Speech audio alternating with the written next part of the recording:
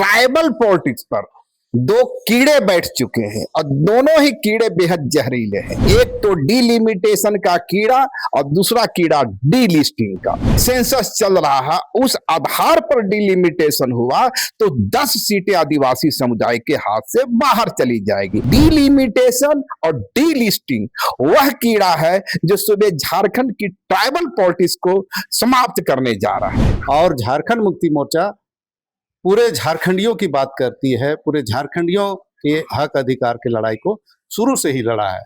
और रहा जो डीलिमिटेशन की बात है, डीलिमिटेशन का शुरू से हम लोगों ने विरोध किया है, पहले भी हम लोगों ने विरोध किया है।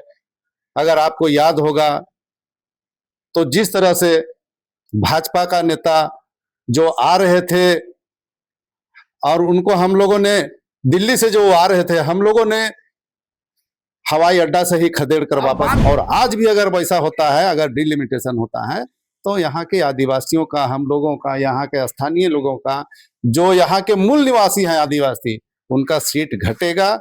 तो ऐसा हरगिज हम लोग होने नहीं देंगे।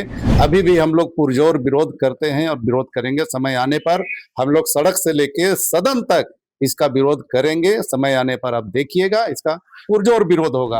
बाहरी आबादी है जिसे वे हिंदू आबादी कह रहे हैं, उसकी आबादी 5 गुना बढ़ गई।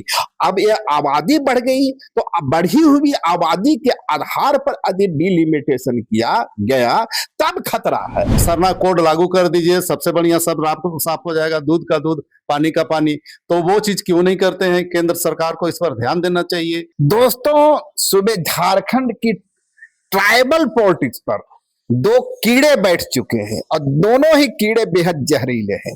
एक तो डीलिमिटेशन का कीड़ा और दूसरा कीड़ा डीलिस्टिंग का। दरअसल डीलिमिटेशन तो एक नियमित प्रक्रिया है जो हर एक 25 साल पर की जाती है, और लेकिन 2006-07 का डिलिमिटेशन इसलिए रोक दिया गया था क्योंकि सुबह झारखंड की जो 28 ट्राइबल सीटें हैं उसमें से 28 में से 6 सीटें उस समय बाहर हो रही थी। लेकिन यदि 2001 की जनगणना की बात करें तब जो है यह सीटें 8 हो जाएगी, यानी 28 में से 8 सीटें बाहर चली जाएगी। लेकिन यदि जब मौजूदा सेंसस चल रहा है उस आधार पर डिलिमिटेशन हुआ तो 10 सीटें आदिवासी समुदाय के हाथ से बाहर चली जाएगी। 28 में से 10 सीट आदिवासी समाज के हाथ से बाहर चला जाएगा। दूसरा डीलिस्टिंग की बात आरएसएस, भाजपा और जनजातीय सुरक्षा मंच की ओर से लगातार आ रही है।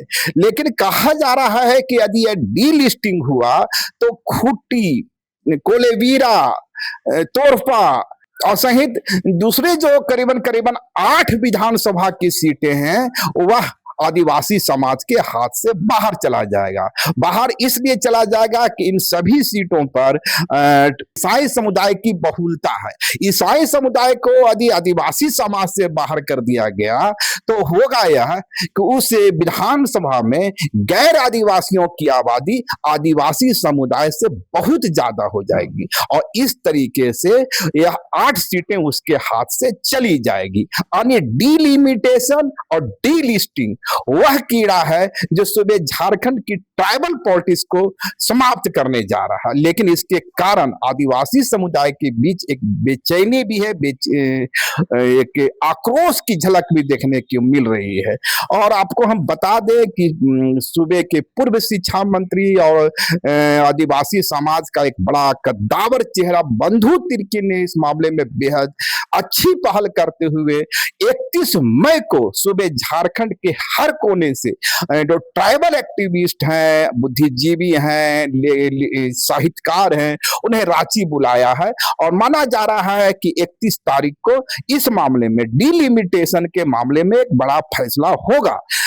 इस वक्त आप देख सकते हैं हमारे साथ अंतु तिर्की जी है। अंतु तिर्की जी जेएमएम का एक कद्दावर चेहरा है, बड़ा चेहरा है, कम से कम रांची के मामले में। और आदिवासी समाज के जो सरोकार हैं, जो चिंताएं हैं, जो उनके सामने चुनौतियां हैं, उस पर लगातार मुखर भी रहते हैं। पहले तो आपका जोहार, स्वागत अंतु जी।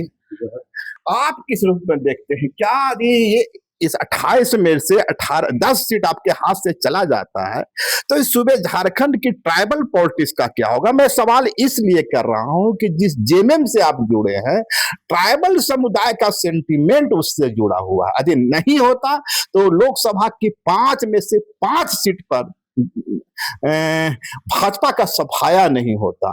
तमाम 28 सीट जो हैं, पिछले बार एक को छोड़ करके कहीं से भी भाजपा को सफलता नहीं मिली। लेकिन यदि डिलिमिटेशन होता है तो यह सीट ही आपके हाथ से चली जाएगी। फिर उस ट्राइबल पॉलिटिक्स का क्या होगा? जिसके सिरमौर थे दिसम गुरु, जिसके सिरमौर है सीएम हेमंत, उस हेमंत सोरेन जिन्हें आदिवासी शेर तक कहा जाता है। हालांकि मैं स्पष्ट कर दूं कि जेएमएम सिर्फ ट्राइबल की पार्टी नहीं है, उस घेरे में इसको नहीं रखा जा सकता। आज कहीं ना कहीं वे झारखंडियत की पार्टी है। लेकिन ये सच्चाई है कि जेएमएम का जो प्रमुख आधार है, एक बड़ा स्तंभ है, वह ट्राइबल कम्युनिटी है, मुस्लिम कम्युनिटी है। देखिए, सबसे पहले तो मैं बता देना चाहूंगा कि झारखंड मुक्ति मोर्चा सिर्फ ट्राइबल की पार्टी नहीं है, सिर्फ आदिवासियों की पार्टी नहीं है। झारखंड मुक्ति मोर्चा झारखंडियों की पार्टी है और झारखंडियों के हित में शुरू से ही काम करता रहा है। वो जल जंगल जमीन की लड़ाई हो या अधिकार की लड़ाई हो, मान सम्मान की लड़ाई हो, अस्तित्व बचाने की लड़ाई हो, हर तरह की लड़ाई को झारखंड मुक्ति मोर्चा ने शुरू से ही लड़ा है। और झारखंड मुक्ति मोर्चा पूरे झारखंडियों की बात करती है, पूरे झारखंडियों के हक अधिकार की लड़ाई को शुरू से ही लड़ा है। और रहा जो डीलिमिटेशन की बात है, डीलिमिटेशन का शुरू से हम लोगों ने विरोध किया है, पहले भी हम लोगों ने विरोध किया है। अगर आपको याद होगा तो जिस तरह से भाजपा का नेता जो आ रहे थे और उनको हम लोगों ने दिल्ली से जो आ रहे थे, हम लोगों ने हवाई अड्डा से ही खदेड़ कर वापस बात कर रहे हैं 2006-7 की, जो 2006-7 में डीलिमिटेशन पर ताला लगाया गया था। जी, उस समय हम लोगों ने पूरे जोर शोर से इसका विरोध किया था। उस समय भी हम लोगों को पता चला कि जब डीलिमिटेशन होगा तो यहाँ के आदिवासियों का सीट घटेगा और बहुत कम सीट हो जाएगा। उसको लेकर हम लोगों ने उस समय पूरा जोर शोर से विरोध किया था। पूरे हवाई अड्डा का हम लोगों ने घेराव कर दिया था। वहां से जो नेता वहां से भेजा गया था दिल्ली से यहाँ डीलिमिटेशन पर बात करने के लिए, मीटिंग करने के लिए, वैसे नेताओं को हम लोगों ने वहां हवाई अड्डा से वापस हम लोगों ने खदेड़ने का काम, हवाई जहाज से उतरने नहीं दिया। जी नहीं, वो हवाई अड्डा से उतरने नहीं दिया उनको, हम लोगों ने उनको बाहर निकलने नहीं दिया और वापस उनको भागने पर मजबूर कर दिया था। और वो समय डीलिमिटेशन को हम लोगों ने रोका था। और आज भी अगर वैसा होता है, अगर डीलिमिटेशन होता है तो यहाँ के आदिवासियों का, हम लोगों का, यहाँ के स्थानीय लोगों का, जो यहाँ के मूल निवासी हैं आदिवासी, उनका सीट घटेगा। तो ऐसा हरगिज हम लोग होने नहीं देंगे। अभी भी हम लोग पुरजोर विरोध करते हैं और विरोध करेंगे। समय आने पर हम लोग सड़क से लेके सदन तक इसका विरोध करेंगे। समय आने पर आप देखिएगा, इसका पुरजोर विरोध होगा। इसीलिए अभी भी हम लोग कहते हैं कि डिलिमिटेशन यहाँ जो है, यहाँ नहीं होना चाहिए। ये 5वीं अनुसूचित क्षेत्र है और ये अनुसूचित क्षेत्र में डिलिमिटेशन नहीं होना चाहिए। और ऐसा होता है तो इसका हम लोग पुरजोर विरोध करेंगे। आदिवासी समाज का एक चेहरा देव कुमार धान भी है, ठीक है, जेएमएम में नहीं है, ट्राइबल कम्युनिटी से तो है। उनका तर्क है कि उनका एक आंकड़ा है जो बहुत चर्चित हो रहा है। वे कह रहे हैं कि 1941 में यहाँ झारखंड में मोर देन 50% आबादी ट्राइबल कम्युनिटी की थी। उसके पहले देखा जाए तो 50% थी, उससे पहले देखा जाए तो 70% के आसपास थी। लेकिन 2026 में आज की सच्चाई है कि यदि उस आंकड़े को देखा जाए तो ट्राइबल कम्युनिटी की आबादी महज दोगुनी हुई और जो बाहरी आबादी है, जिसे वे हिंदू आबादी कह रहे हैं, उसकी आबादी 5 गुना बढ़ गई। अब ये आबादी बढ़ गई तो बढ़ी हुई आबादी के आधार पर यदि डिलिमिटेशन किया गया तब खतरा है। यदि उसी आंकड़े के आधार पर किया गया या फिर समानुपातिक बढ़ाया जाए, यदि सीटें यदि बढ़ाई जाती है तो ये 28 सीट को लॉक कर दिया जाए और जितनी सीटें बढ़ाई जाए इसी अनुपात में बढ़ाई जाए, ऐसी मांग उनकी ओर से आ रही है। नहीं, हमारा कहना है कि अगर मान ले सीटें बढ़ती है तो जिस रेशियो से सीट बढ़ती है, तो जो हमारा आरक्षण का जो आदिवासियों की सीट है, उसी रेशियो से उसी अनुपात से बढ़ना चाहिए। लेकिन अगर अनुपात के हिसाब से अगर हमारा सीट घटता है तो ये हम हरगिज बर्दाश्त नहीं करेंगे। कई लोग कह रहे हैं कि डिलिमिटेशन का आधार जनसंख्या होगा, और यदि जनसंख्या होगा तब तो आदिवासी समुदाय के साथ एक कुठाराघात होगा। ये तो कुठाराघात होगा, इसको हम लोग हरगिज बर्दाश्त नहीं कर पाएंगे। हम पहले भी ये बात को कहे कि पहले भी जिस तरह से डिलिमिटेशन के समय हम लोग को जिस तरह समझ में आया कि सीट हमारी घटने वाली है, तो हम लोग इसका पुरजोर विरोध किए थे। अभी भी हम लोग जो देख रहे हैं कि सीट घटने वाला है, तो अगर घटेगा सीट तो हम लोग कहीं से भी डिलिमिटेशन होने नहीं देंगे और इस चीज को हम लोग बर्दाश्त नहीं करेंगे। पर आदिवासी समुदाय के अंदर से कोई बड़ा प्लान ऐसा बनता नजर नहीं आ रहा है, जिसकी चर्चा आप 2007 में किए थे। उसमें रामेश्वर उरांव जी थे, देव कुमार दान जी थे, जेएमएम में जो मौजूदा हैं मंत्री शिकारी पाड़ा के पूर्व मंत्री वे थे। तमाम जेएमएम के चेहरे भी उसमें एक्टिव हुआ करते थे। आज वो सक्रियता कम नजर आती है। नहीं, सक्रियता देखिए, बात ऐसा है कि सक्रियता कम नहीं हुई है, लेकिन हाँ थोड़ा पहले से कम हुआ है, लेकिन इस सक्रियता अब बढ़ने वाला है और सभी लोग सक्रिय होंगे और सभी लोगों का एक ही जुबान होगा, एक ही कहना होगा कि हमारा सीट अगर घटेगा तो ये हम लोग बर्दाश्त नहीं करेंगे, हमारा सीट घटना नहीं चाहिए। उस रेशियो से सीट बढ़ेगा, उसी रेशियो से हमारा हिस्सेदारी भी बढ़ना है। मैं इसलिए चर्चा कर रहा हूं 31 दिसंबर 2026 वही वो डेडलाइन है। इसी दिन जो लॉक लगा था, आप लोग ने हवाई जहाज को उतरने नहीं दिया था, उसके बाद सोनिया गांधी भाजपा विपक्ष में थी तो उसकी ओर से भी सहयोग हुआ था और उसको लॉक कर दिया गया था। 31 दिसंबर को एक लॉक टूट जाता है। राजनीति में परिस्थितियां बदलते हुए देर नहीं लगती। आज जेएमएम कांग्रेस के पास फुल मेजोरिटी ने 56 इंच की सरकार है।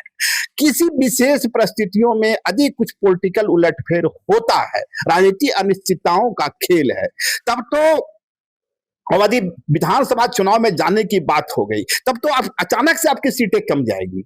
तो क्या तैयारी अभी से नहीं होनी चाहिए? 31 दिसंबर का इंतजार क्यों करे आदिवासी समुदाय? नहीं, हमारा तैयारी है। हमारा झारखंड मुक्ति मोर्चा का तैयारी हर परिस्थिति से निपटने के लिए, हर तरह से निपटने के लिए हम लोग हमेशा तैयार रहते हैं। जब भी परिस्थिति जैसा होगा उस परिस्थिति से हम लोग निपटने के लिए हमेशा हम लोग मुस्तैद हैं। एक दूसरा सवाल डी लिस्टिंग का है। डी लिस्टिंग का भी वही खेल है। जैसा कि मैंने शुरू में बताया कि सिमडेगा, कोलेबिरा, तोरपा, लोहरदगा, ये तमाम सीटें हैं जहां कहीं ना कहीं क्रिश्चियन कम्युनिटी की चाहे तो बड़ी आबादी है या वो इतनी बड़ी आबादी है कि उसे यदि बाहर कर दिया जाए आदिवासी समुदाय के दायरे से, तो वहां का जो सरना आदिवासी समाज है वह अल्पमत में हो जाएगा। बाहरी आबादी फिर वहां मेजोरिटी में हो जाए, वो सीट आदिवासी समाज के हाथ से चल जाएगी। अनिल, डिलिमिटेशन से यदि 10 सीटें जा रही है तो डी लिस्टिंग से 8 सीटें जा रही है। देखिए, डी लिस्टिंग करने से पहले हम कहना चाहेंगे कि जो हम लोग सरना कोड का मांग जो कर रहे हैं, वर्षों से सरना कोड की मांग जो है, उस सरना कोड पर लागू क्यों नहीं करता है? केंद्र सरकार को इसको ध्यान देना चाहिए कि हमारा जो सरना कोड है, जिसके हम लोग मांग बहुत पहले से हम लोग करते रहे हैं, जब सभी लोगों का अपना अपना कोड है, अपना अपना कॉलम है, हिंदू का है, मुस्लिम का है, सिख का है, ईसाई का है, यहाँ तक कि जैन जो हमारे से संख्या में कम है, बौद्ध जो हमसे संख्या में कम है, उन लोगों का अगर कॉलम मिला हुआ है, उनका कोड मिला हुआ है, तो हम तो उनसे बहुत ज्यादा संख्या में बहुत ज्यादा हैं, तो फिर क्यों नहीं हमें दिया जाता है? पिछले बार जब जनगणना हुई थी तो शायद 41 या 42 लाख लोगों ने अपने को सरना धर्मी लिखा था। बहुत कम लोग लिख पाए थे उस समय, बहुत लोग डाल पाए थे, लेकिन उससे बहुत ज्यादा आंकड़ा उससे भी बहुत ज्यादा है। तो हम कहते हैं कि सरना कोड लागू क्यों नहीं करते हैं? सरना कोड लागू कर दीजिए, सबसे बढ़िया सब साफ हो जाएगा, दूध का दूध, पानी का पानी। तो वो चीज क्यों नहीं करते हैं? केंद्र सरकार को इस पर ध्यान देना चाहिए कि जबकि हम लोग सड़क से लेकर सदन तक इसका मांग करते हैं, सड़कों में भी उतरते हैं, मांग करते हैं, सदनों में भी उतरकर मांग करते हैं। दिल्ली में भी हम लोगों ने धरना दिया है कई बार कि हमारा सरना धर्म कोड लागू होना चाहिए, लागू करे, जल्दी से लागू करे, इस पर हम लोग मांग करते हैं। तो उस पर क्यों नहीं करते हैं? उस पर कार्रवाई करना चाहिए। हम सरना धर्म कोड हमको मिलना चाहिए, आदिवासी धर्म कोड हमको मिलना चाहिए। वो नहीं मिलने के कारण आज जो डिलिस्टिंग का मामला आ रहा है, अगर वैसा होता है तो ये ठीक बात नहीं है। हमारे सबसे पहले हम कहना चाहेंगे, डिलिस्टिंग करने से पहले हमारा धर्म कोड लागू करने का काम करें। तो ये थे हमारे साथ अंतु तिर्की जी, जिनका कहना है कि डीलिस्टिंग की जो मांग आ रही है, बेहतर होगा डीलिस्टिंग से पहले आप सरना धर्म कोड, जो आदिवासी समुदाय की आइडेंटिटी है, उनकी बड़ी मांग है, लंबा संघर्ष हुआ, दे दे। दूध का दूध और पानी का पानी हो जाएगा। जहां तक डिलिमिटेशन का सवाल है, ट्राइबल कम्युनिटी की आइडेंटिटी को, उनका पॉलिटिकल रिप्रेजेंटेशन को अधिक ठेस पहुंचाने की कोशिश की गई, उसे कम करने की कोशिश की गई, आदिवासी समाज सड़क पर होगा। लाइव लगातार के वीडियो को लाइक करें, सब्सक्राइब करें और बेल आइकन को दबाना न भूलें।